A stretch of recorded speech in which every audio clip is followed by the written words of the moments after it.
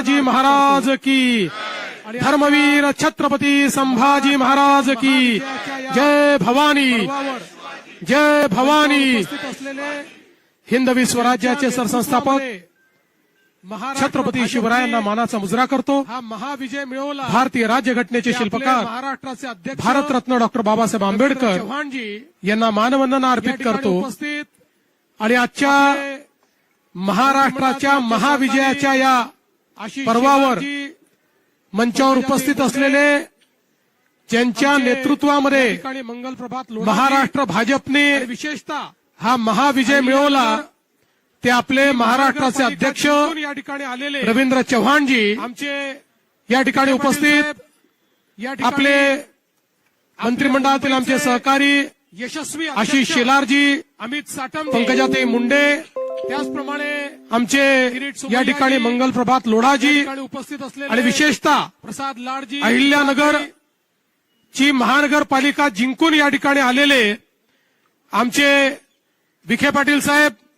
या ठिकाणी आपले मुंबईचे यशस्वी अध्यक्ष अमित साटमजी, त्याचप्रमाणे किरीट सुमय्याजी, या ठिकाणी उपस्थित असलेले प्रसाद लाडजी, चित्राताई, सर्वच आपले मान्यवर, अनेक मान्यवर आहेत, त्यामुळे सगळ्यांची नावं या ठिकाणी घेत नाही। आपले पिरिपाचे आमचे कवाडेजी आणि या ठिकाणी उपस्थित सर्व कार्यकर्ता भगिनी आणि बंधूंनो, आज मी सर्वप्रथम महाराष्ट्राच्या जनतेचे मनापासून आभार मानतो की महानगरपालिकेच्या निवडणुकीमध्ये भारतीय जनता पार्टी आणि महायुतीला महाविजय मिळालेला आहे आणि एक प्रकारे सगळे रेकॉर्ड हे आपण त्या ठिकाणी तोडलेले आहेत।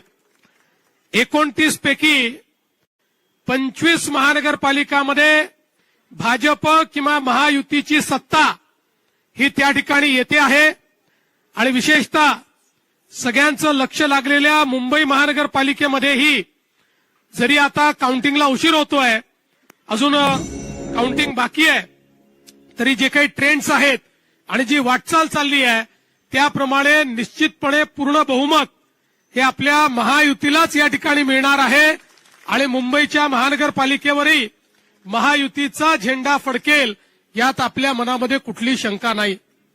खरं म्हणजे जसं आता अध्यक्षांनी सांगितलं की आपण या निवडणुकीमध्ये विकासाचा अजेंडा घेऊन गेलो। माननीय प्रधानमंत्री नरेंद्र मोदीजी यांच्या आशीर्वादाने त्यांनी जो विकासाचा अजेंडा दिलेला आहे तोच अजेंडा घेऊन आपण जनतेमध्ये गेलो होतो आणि या विकासाच्या अजेंड्याला जनतेने भरभरून त्या ठिकाणी प्रतिसाद दिलेला आहे हे सांगताना मला मनापासून आनंद होतोय। आणि ज्या प्रकारे वेगवेगळ्या महानगरपालिकांमध्ये रेकॉर्ड ब्रेक अशा पद्धतीचं मॅन्डेट आहे, या मॅन्डेटने एक गोष्ट स्पष्ट केली आहे की लोकांना विकास हवा आहे, लोकांना प्रामाणिकता हवी आहे आणि म्हणून लोकांनी आपल्याला या ठिकाणी निवडून दिलेलं आहे। आणि आज एक गोष्ट अजून या निकालाने स्पष्ट केलेली आहे, महाराष्ट्राचा विश्वास हा प्रधानमंत्री नरेंद्र मोदीजींवरच आहे हे देखील या निकालाने स्पष्ट केलेलं आहे। आणि म्हणून आज खऱ्या अर्थानं या निकालाच्या निमित्ताने हिंदू हृदय सम्राट शिवसेना प्रमुख बाळासाहेब ठाकरे यांचंही मी स्मरण करतो, कारण त्यांचाही आशीर्वाद हा आपल्या महायुतीच्याच पाठीशी होता आणि म्हणून हा विजय आपल्याला या ठिकाणी मिळालेला आहे। आणि आज खरं म्हणजे लांब लचक भाषण करण्याची आवश्यकता नाहीये, पण एक गोष्ट निश्चित आहे की ज्या मुद्द्यांवर आपण ही निवडणूक लढलो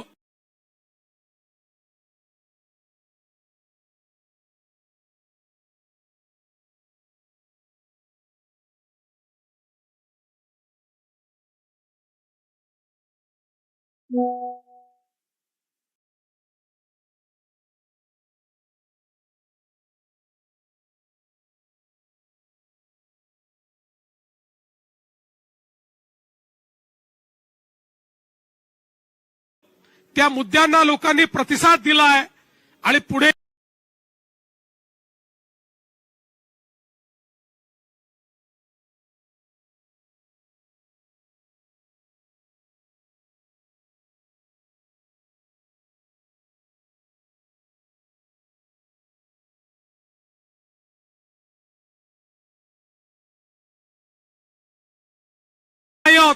आम्ही व्यापक हिंदुत्व मानणारे लोक आहोत. आमच्या हिंदुत्वामध्ये सगळ्यांचा समावेश आहे.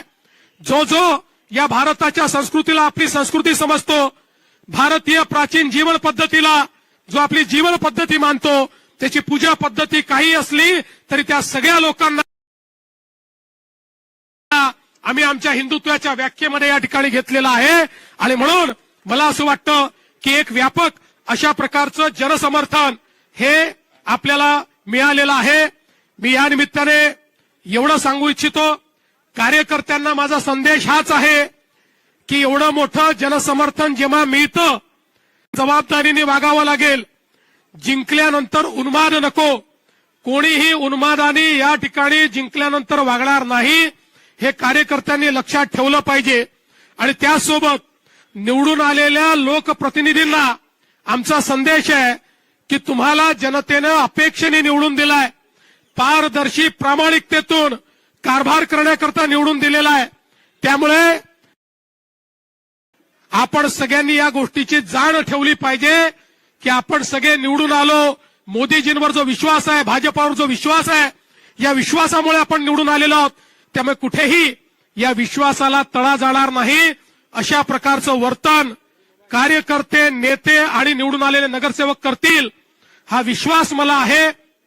मी पुन्हा एकदा महाराष्ट्राच्या तमाम जनतेचे मनापासून आभार मानतो. आमचं वरिष्ठ नेतृत्व या ठिकाणी माननीय मोदीजी असतील, आमचे अध्यक्ष नड्डाजी असतील, या ठिकाणी अमित भाई असतील,